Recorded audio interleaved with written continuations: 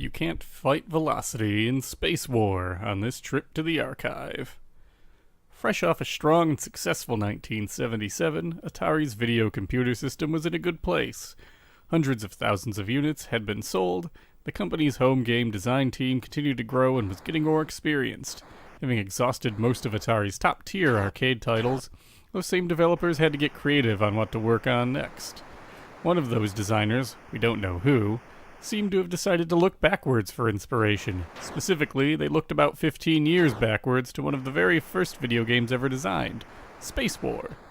Spacewar is a two-player space combat game where each player controls a ship on opposite sides of the playfield.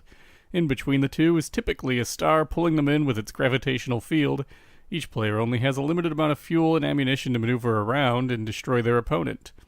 As a result, it's generally not worth trying to break free from the star's hold, but rather using its gravity to your benefit as you move around the screen, sparingly using your fuel supply to adjust your course. In case you're drifting right into an enemy torpedo or the star itself, most versions of the game also include some kind of hyperspace jump, allowing the player a risky chance to escape a deadly situation. Among the most influential video games ever developed, Spacewar was initially designed in the early months of 1962. In the previous fall, Digital Equipment Corporation gave the Massachusetts Institute of Technology, or MIT, a PDP-1 computer system, which was one of the most advanced computers 1961 had to offer. Current and former students of the university who had studied programming could sign up to use the PDP, and one of them, Steve Russell, had the idea of making something based on space battles after reading the Lensman book series. Alongside fellow programmers Martin Greats and Wayne Wietanen, they wanted to develop a game that was entertaining to play and watch, that would have enough player interaction to be different every run, and would also use all the resources the PDP-1 had available to it. After some prodding, Russell, with some help from other programmers interested in the game, started work on Spacewar, developing an initial version in February.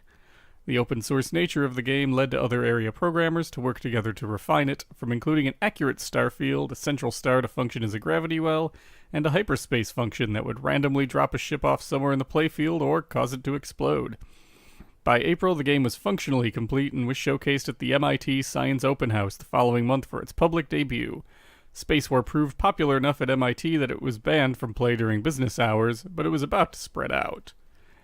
Since the game was both open source and used all of the PDP-1's processing capabilities, Digital Equipment Corporation started using it as a test program that was packed in with each unit sold.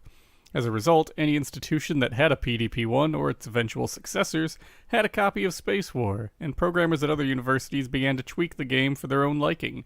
Some variants included removing the sun in favor of a black hole, replacing the random hyperspace jump with a cloaking device, adding a visual flair to the hyperspace jump, or even just changing simple variables like the strength of gravity, how many shots could be fired at once, or how much fuel each ship has.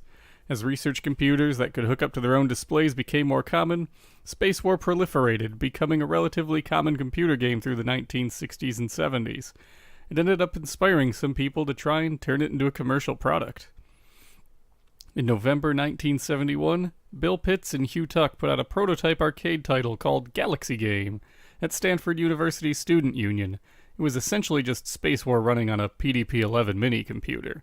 The hardware costs prevented TELE-GAME from ever becoming a profitable release, despite running at the university until 1979. Meanwhile, Nolan Bushnell and Ted Dabney decided to try and build off Spacewar using hardware components instead of computer processors.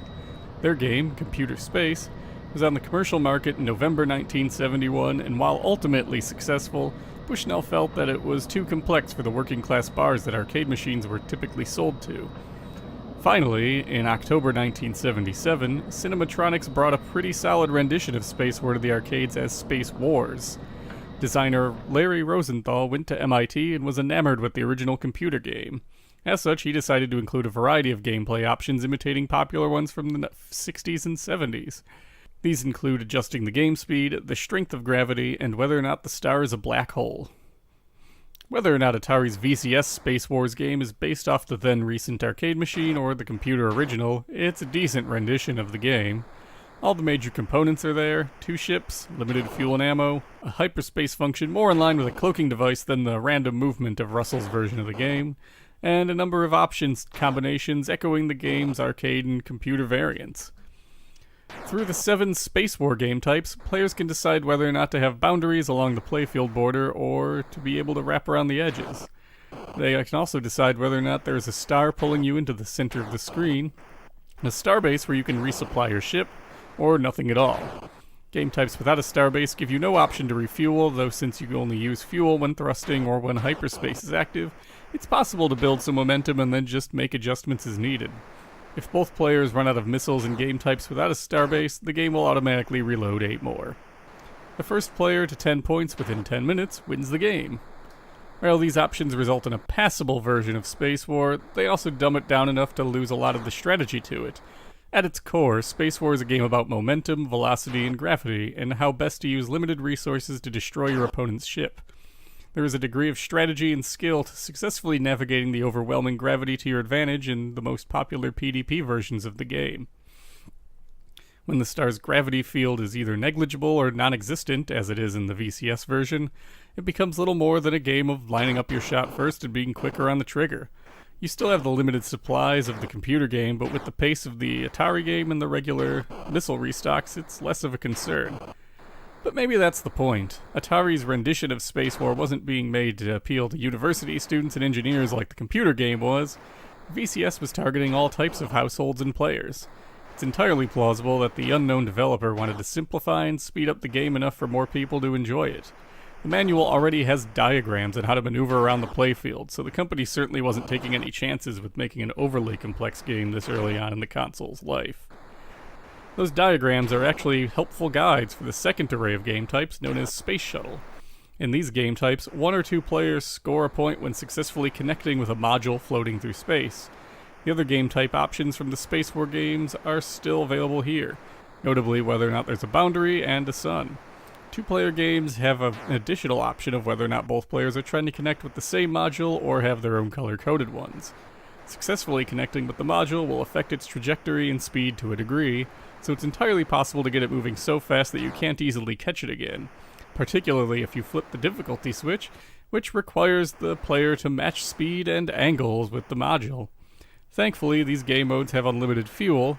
Like the Spacewar variants, you have 10 minutes to be the first player to get to 10 points. In practice, the shuttle games are kind of frustrating and wear out their welcome pretty quickly. As down as I seem to be on Spacewar, it compares pretty well to contemporary space combat console games. The Channel F's own Spacewar game gives each ship a limited amount of energy that runs out as you either fire your laser or get shot by your opponent, though you can always return to the starbase to re-energize. On the flip side, you also only get destroyed upon running out of energy entirely, and can't fire back once you've lost a certain amount, so it's not always wise to get too far from the base.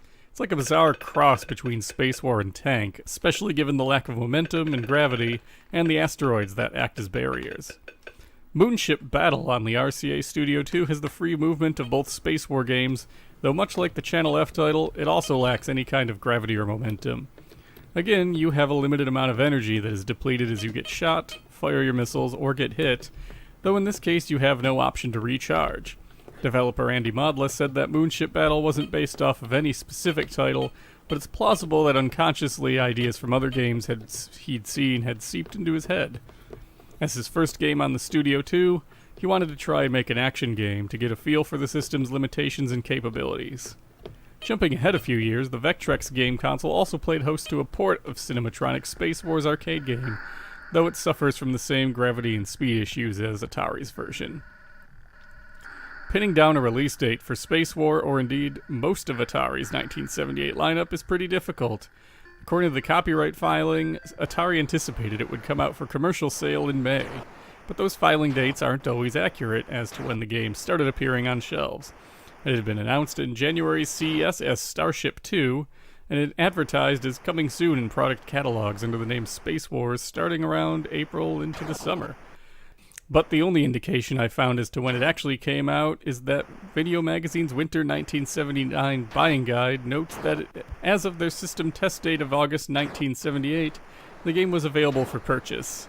On the other hand, the same buying guide lists other games as being available that for sure didn't come out until the end of the year, so take that for what it's worth. Sears did advertise their own space combat version of the game in its August catalog without any indication that the game was coming soon, but at this point I'm just going to go with May and call it a day. Spacewar's influence extends beyond the VCS game and its contemporaries. Atari's incredibly successful Asteroids arcade game was designed off the way players move around in the computer game. Toys for Bob essentially pulled directly from Spacewar for the combat in Star Control and Star Control 2, enhancing it with the different kinds of ships with different stats and abilities. Even today, Spacewar is a hidden game on Steam in a form pretty similar to its original one. Tournaments for the game have even been held as recently as 2017, and it being readily available to online emulators has made it incredibly accessible. It's not much of a stretch to say that nearly every competitive video game has the some roots that extend all the way back to 1962 in that weird little computer game, even if Atari's VCS version is little more than a footnote in its history.